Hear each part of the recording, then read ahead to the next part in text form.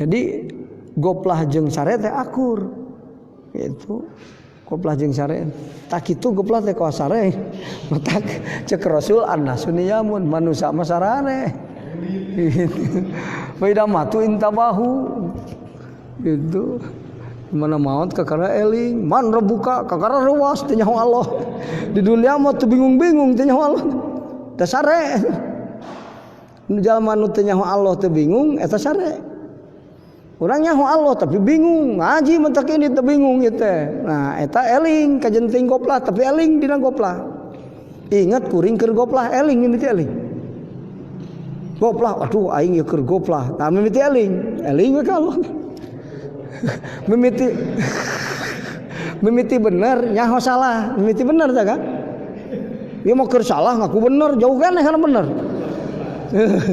Salat teu eling urang ngaku salah tah eta mimiti rek bener.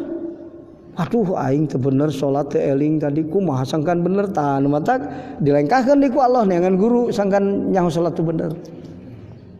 Tak gitu kan.